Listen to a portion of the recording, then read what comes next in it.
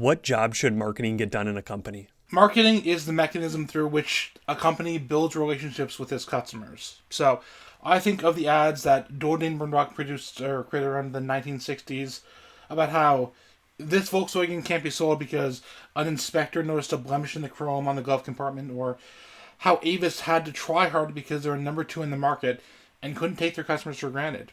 These ads built that commonality that the companies cared about the same things the customer did, and their relationship started to form. The same is true today, where with every action marketing takes, we want to build or otherwise deepen that customer relationship so that when they're ready to buy, they genuinely consider us. So very relational, constantly kind of improving or helping that relationship kind of move forward and then eventually. That's Matt Rawle, an owned media channel consultant who knows his stuff when it comes to content, owned media, and social media.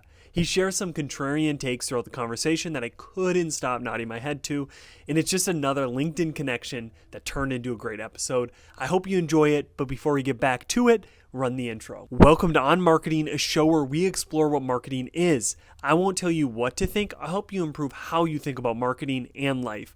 I'm Jordan Ogren, a marketing strategist by day and a podcast host by night. This was recorded on May 2nd, 2025. All opinions shared in this podcast are the individual views of the hosts and guests, not those of their employers or associated organizations. This content is intended for informational purposes and should not be considered professional marketing or life guidance. Listeners act on the information provided at their own risk. Thank you for being here. So how do you, Matt, you talked a little bit, or I opened with kind of you're in the media, owned media space. How does then you use owned media or content to then drive that kind of result, or what marketing should be doing, building relationships? I can only imagine I have a few ideas in my head, but I'd love to hear from you how owned media drives those relationships or starts or creates them. So if we consider social media as a platform or a series of platforms, because by default, kind of de facto, when a lot of companies consider marketing or a lot of marketers consider marketing, their minds immediately go to social media, right? Because it's been so prevalent in the marketing landscape over the past 20 years. Social media is not necessarily a channel that is good for long-term value because it's very ephemeral, right? It's in the moment. You post something, it'll get noticed maybe an hour or two later. More recently on some channels, maybe it's a week, and then it's gone. No one ever searches on social media. They never really use the search function. They're not concerned about what tweet you sent out in 2019. So it's very ephemeral. It's very in the moment. It's good for relationship building with like pithy interactions, or Wendy's likes using memes, but it's not super great at relationship building in the long-term B2B sense. Relationship building comes from truly demonstrating that you understand the customer problem. So that usually means you lead with your customer research and you do a lot of it as much as you can. And then you start to tailor your material around your customer's problems. So if someone has a really thorny issue that is their worst pain, they want it to be dealt with right now. People have different motivators. People might want to buy the cheapest solution. They might want to buy the most credible solution.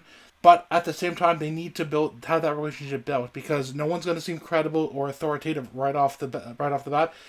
There could be a bunch of 5-star ratings, but those are individual or subjective experiences. That's not the objective best. I think it's very interesting how you talk about maybe the whole B2B, B2C, where social is far more, in my mind, kind of this B2C play where, to your point, it's harder to kind of create these relationships B2B online and kind of continually share them. And I think something that you were kind of touching at is that maybe even myself, I had this mistaken belief that like I owned my social followers, which is a whole thing that you probably talk about, is like it's kind of rented land. Can you go deep on then like the difference between social, which is kind of rented media, quote unquote, and then owned media?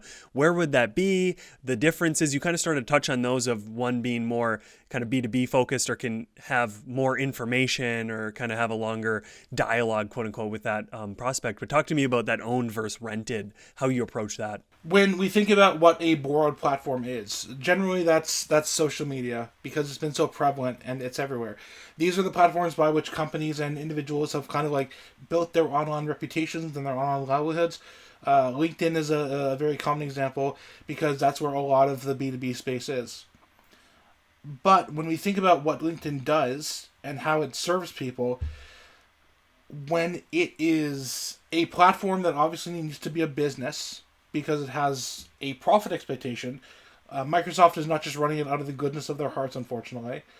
there are certain compromises that it needs to make. It needs to earn ad revenue. It needs to make sure that those ads are being seen by as many people as possible.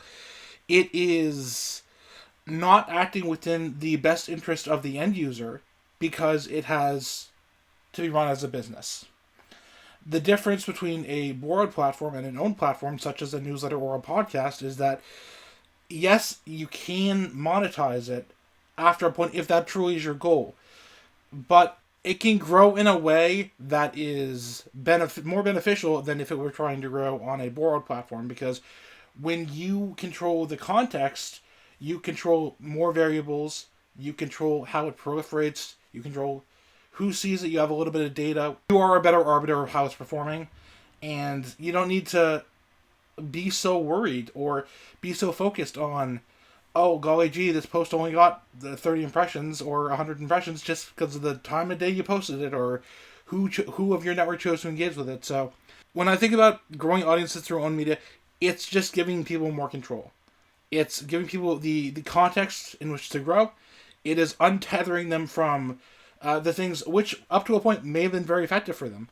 But the game has changed, and the platforms are no longer, or maybe they never were really willing to play ball.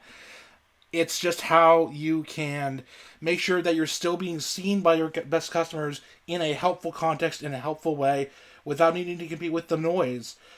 When Twitter was launching in 2006, and it had its big first time out at South by Southwest, there were maybe 60,000 tweets going out a day, and now there are billions of tweets going out a day. So it's really hard to cut through the noise, and a own media channel ensures that you cut through noise because they're your customers. They opted in, they signed up, they're downloading, they're subscribed. They chose. It's permission marketing, right? They chose to be involved, and it's just how you can communicate with them effectively. They can choose to not be involved at any time. They can unsubscribe. There's nothing wrong with people unsubscribe. They're just self-selecting out the same way they self-selected in. When you leverage own media, you are creating opportunities for yourself that you would struggle to find anywhere else. I love the piece on kind of the fact that social channels change more than podcasting or newsletter. There has been evolutions in the way that a podcast was purely audio.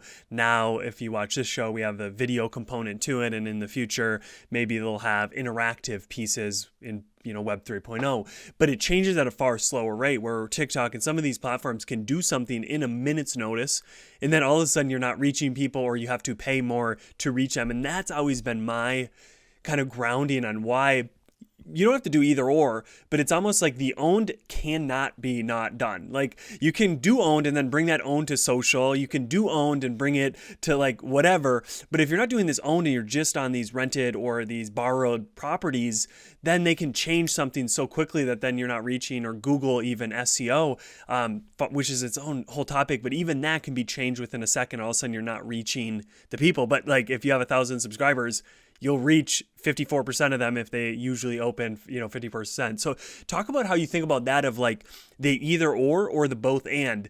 Do you see them usually working well where someone has an owned media and they're kind of distributing that back to borrowed? Or do you see them not working well together and it's kind of a struggle to kind of like tie them both, doing both owned and borrowed? I think that's a great question, and you do need both, or you need to be aware that, doing the content play just by itself is not enough, because you need people to come to your website, and they're going to have to find out about you somehow.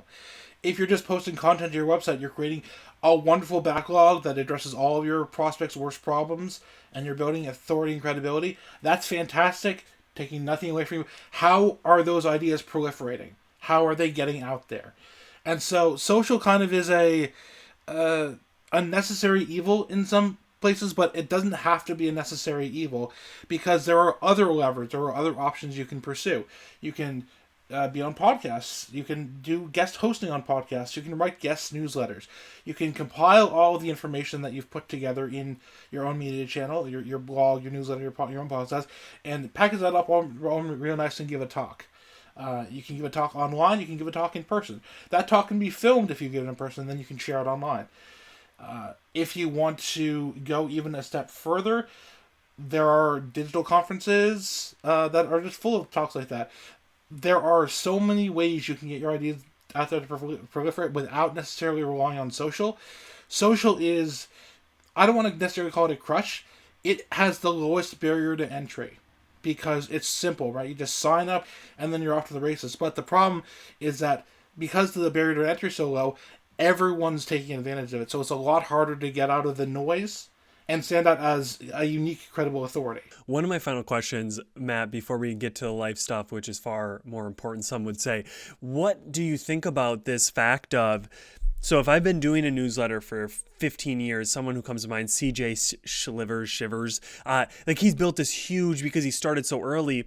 Now there's a shift happening on social where it's called the TikTokification of social, where no longer do you need a significant follower base to reach a lot of people if you share something that's interesting. So it's a shift from audience or follower led to interest led social. How do you think about that, where someone could, with 0 followers or 15 followers, go on social, post something? Now, this is a dream. Now, most people don't do this, but you have the option to then post it. Now, more people than followers you have are seeing it.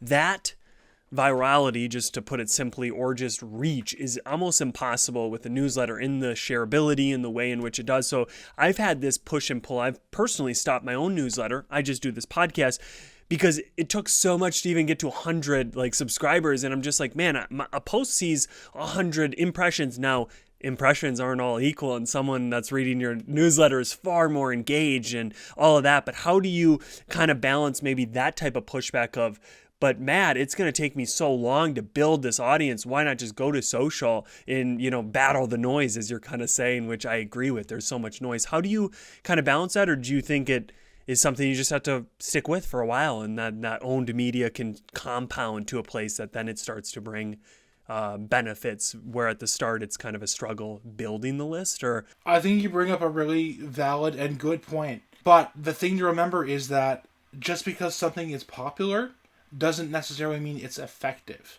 If I had a post that somebody did, 1 million impressions on LinkedIn, I would probably be feeling pretty good about myself. Like, how many of those people in actuality are going to want to be customers of mine? How many people are going to be interested in the services I provide? How many people are going to, want to actually meaningfully pursue that? If I look at, someone that was paid by LinkedIn News and they're getting a ton of impressions, but the overlap of the actual addressable market and what they do and the overall user base is probably fairly slim, if it exists at all. So I think that, yes, big number is really appealing because we've been conditioned over time, over the last 20 years, to think about things in a very performance marketing driven way, right? We think about total addressable audience, we think about potentiality. But the thing with potential or potentiality is that it's a trap that you fall into, because when you optimize or you try to optimize for everyone, you're really optimizing for no one. Your ideal customer is going to get very little value out of it because you don't care about them anymore. And so if you want to grow a business, yes, content marketing is still a very long-term play. You have to plant a lot of trees, give them a lot of sunlight and water before they start to grow. But it's a lot better to do that in a focused way than try to chase the virality, chase the popularity, chase the trends. Because when it all comes down to it, are you going to provide more value to your ideal customer through, years of podcasts or a bunch of newsletters, thoroughly in-depth explaining a topic? Or because you pivoted every other month to try to chase some new trend or some new vertical, or you're just all over the place? I remember David C. Baker wrote 35 newsletters, all based on his very specific experience of being involved in the agency world. And that was how he provided value, because it was a very specific and difficult problem that agency owners were facing, and navigating the various issues and problems that arose with running agency. He was not trying to chase success. He built that over time, and then it was just one step on his way to becoming a credible authority. I know that, for example, I said this previously, we use the example of permission marketing, Seth Godin. That was Seth Godin's first book. If Seth Godin hadn't continued to have a career and he just decided to rest on his laurels and he released the book and he was done, then some of that book might not hold up today. But Seth Godin continued to refine his ideas. He continued to write more books. He continued every day. He had a new post on his blog. He has his Akimbo podcast. He had the Alt MBA. He has so many signals that say he is a credible authority, and it's because he didn't stop. He didn't say, I've accomplished the thing I wanted to accomplish. He didn't kind of try to prematurely end things. He kept going, and that effort compounded over time. The thing to remember is that virality happens once. Effort needs to compound to grow and build, to have a successful business, to have successful marketing. I love that. I think your point was validated. I forget who posted, but they shared similar to what you just said about their post went viral. But I think just on a follower base, 99 or more % did not follow the person. So it's like you get all these views, you get this dopamine increase, but like the results of it, to your point, are very null. And that I've seen this over and over again. So yeah, chasing virality, it in our mind, it seems like it's going to change things. It's going to gain me millions of followers, but probably to your point, you're just getting tons of audiences who you don't even want to serve anyway. So yeah, that makes a lot of sense. And there's tons of ideas that you just shared too on this. Almost like social is fast and owned media is slow. So like to do a podcast, to write a newsletter, you have to think, you need to, and I think the point is that over time doing that, like Seth Godin, even like they gain such refined thoughts around whether it's their market, just the world in general. And that wouldn't have happened if they just opened up Twitter or Tumblr or whatever it was at the time and just shot off a quick thought. It's like you don't kind of build this slow burning thoughts and you're building ICP or IP and like you're building all this over time.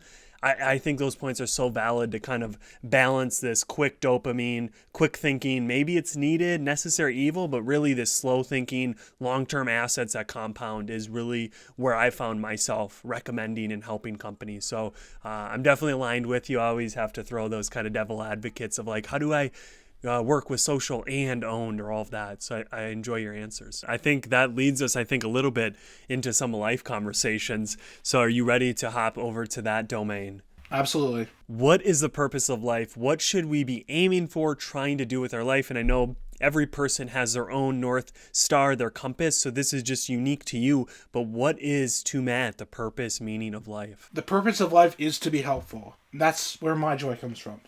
I've had incredible mentors over the course of my career, and I want to pay that forward and add value to anyone I can, wherever I can.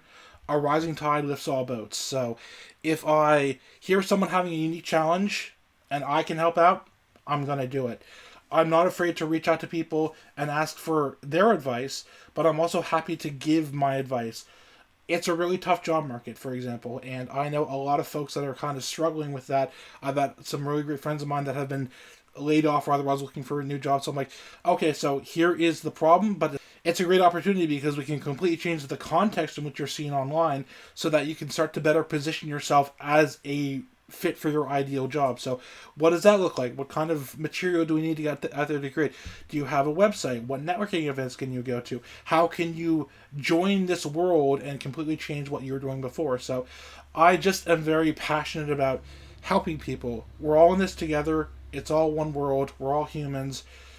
People struggle. People have down periods. Life's hard. Life can be hard. The more we can do to raise each other up, the better we'll all be.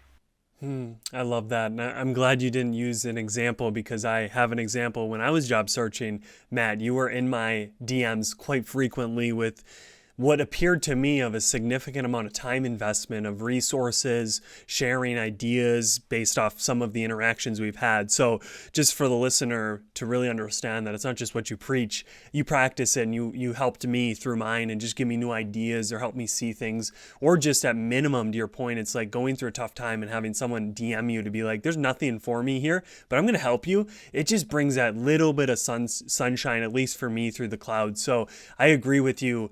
It helps you because the helper feels good too, but then the person helped. So everybody kind of rises. What was it for you, Matt? Was it right away? You're a 6-year-old boy running around helping people. What was it for you? Maybe it was the help that you gained because you touched on that. There has been great mentors in your life. What was the pivotal point that you kind of started to cement this as helping, sticking an arm out? That's the purpose of life. Do you recall any moments, a time in your life where that became super clear of this is what I'm directing my life towards? This is the place in which I'm turning all my actions and my beliefs. That's a great question because I don't think it's necessarily a specific instance that I can point to. I think just as I've gotten older and I've had more kinds of diverse experiences, and I've kind of taken stock of what the world is like, whether that's from a career perspective or a broader life perspective, there are so many ways that an individual can have an outsized impact, and all it takes is to step up. So, I'm not going to be able to donate. I think Lewis said this on the previous episode. I'm not going to be able to. Or be in a position to donate $1 million to a charity or be a true philanthropist probably anytime soon, but the least I can do is to help, to offer my time and attention to those who need it. The more that I can do for folks, then those are my wins too, because I helped generate them. And actually, I think it was Joel Kletka said this on a previous episode again. It's that multiplication, right? So if I help 5 people and then they help 5 people, then I have inadvertently, indirectly helped 25 people. And that is something to be proud of. I think that just the way the world is today is very self-interested, self-invested, especially as you move up the career chain, as things get tighter, as the economy does what the economy is going to do and things get more expensive. There is a lot of, wanting to make sure that you take care of yourself first. And so I kind of approach it from an abundance mindset instead of a scarcity mindset, because I can always make more money. I don't have a lot of time with which to help people. So I'd rather focus on doing the thing that I know is going to be beneficial to more people than just myself, and I can worry about myself later. I think the point of that, it's like it helps both people is something that I didn't grasp till a bit ago. I read it in a book, but it was called this theory of like active love. So essentially, if you're depressed, if you're in a very low place, go help someone, go love someone, and you will definitely come out of it. And I actually 4 years ago, lost my job out of nowhere Friday, and I had known someone was moving in our church, but because I was expecting to work that day, I wasn't going to help. But instantly, right away, as I let go, I got let go. I instantly knew, I'm going to help this person because it's selfishly being selfless. And I know that I'm going to gain so much by being selfless for these 2 hours or 3 hours. And that was like the first time, or one of the early moments, where I realized, holy crap, I've always known it's the right thing to do to help someone, but this was the first time that I ever realized that it's actually a tool in my toolbox, that if I'm in a dark place, if I'm needing help, go help another person and you'll kind of shine, you'll see the sun through. So I appreciate what you've done for me, but even just kind of the fact of any listener, it's not only the right thing, but it also has a net positive for you. So if you are selfish, use that as kind of a way to be selfless, even if, because I don't know if in the end it really matters if you help me being selfish or selfless, because now I'm helped and we're both hopefully feeling better. Now, if you're trying to get something from me in the end, now that's a whole different story. That's kind of manipulative of, I'm going to help you, but you have to give me something in return. So I think there's a fine line, but I think at the end, however you can get out of your body, however you can get out of yourself to help another, to your point, which is anti the establishment, the world, I think it's really good. And I think at the end of our lives, we'll probably feel more of what we've helped others win than what we've won. The looking around to see all the skyscrapers that were built because of a small contribution we had, than to see our super big skyscraper and be like, look at how big ours is. It's like we built a whole city because we were able to kind of, to your point, in Joel's, compound that help, that 5 help 5 help 5 help 5, and now you're at like 500 people. I think also there's a lot to be said for, there's nothing wrong with being ambitious, but recognize that if you make $1 million, that's great. If you make $1 billion, you're unlikely to spend most of that in your lifetime. So you don't need to try and make all the money. And this is a lesson for companies as well. You don't need to try to make all the money. You don't need to have every conversion. You don't need to make sure your year-over-year growth is 100+%. Yes, you're going to create something that lasts. But if you look at like the long term, does that really matter that you built a company that's going to be there in long after you're not allowed to enjoy it? I think that, we have a lot of misguided ambition in that we want the most. We want all the money, we want all the fame, we want all the success. You can be perfectly happy without any of that. And I think the more people realize that it's not necessarily how much, but what you've achieved. We're going to be a lot better off. And then also maybe hopefully these CEOs will be taking like $135 million a year salaries. Oh, I'm so with you, Matt. There's a parable in the Bible about the rich fool, and it talks about how this rich fool has a barn and he keeps building that barn bigger and puts all the money in it. And the whole moral of the story is God saying, I could come tonight and take you. And now that whole barn and all that money is going to create a lot of shit for other people. I mean, just think about how many families have been torn apart when a parent dies and the siblings can't, it's just money. It's just a property, but they're just fighting for it. And I think your point of like, it's a stoic principle, but it's like be wantless and you'll be very peaceful. If you have no wants, if you have no desires, which is like kind of an ideal state, it's very hard to get there. I try to get there, but at the end of the day, if I don't want anything, then I'm okay. But the issue that you're talking about is kind of unsatisfied, like you just can't satisfy it. It's like, and this is a thing that I heard of, like Wall Street people will be like 2 million bonus. The person next to me got 10 million. And it's like, you can get to such a place that's so bizarre for someone who, is where I'm at financially, but you get to that point where it's like so I think the earlier you can, I don't know, just get in front of it, the quicker. And I'm so grateful. I may never be something successful, but I've been so grateful to have wiser people speak into my life, especially around children, of like, what will matter when it's towards the end of it. And I heard Gary Vee talk about going to like old people's places. I forget what they're called, but like talking to old people before they die. And I think they really share some are like political crazy people, but some of them will share like, this is what I regret. This is what I care about. And so many times that doesn't come to, I didn't make enough. I could have made another million and I'd be happier. I don't know my kids' children. I don't even know who they are. So I so appreciate, and I think there's such ties with like business and life of the way in which we want more and more and more can create issues in marketing and business. So I love how if we all kind of chilled out those desires or those wants, it'd just be a little bit more of a calmer, peaceful world. I'll also add that you are successful because the hidden secret is that you are amazing and you get to define your own success. And that's incredibly freeing because you don't need to feel like you're stuck on a treadmill and you're complaining about your $2 million bonus, which is more than probably a lot of folks will see in a year, much less 10, much less 20. As a fun thought experiment, I recently looked at, I think it was 3 top earners or 3 CEOs in America.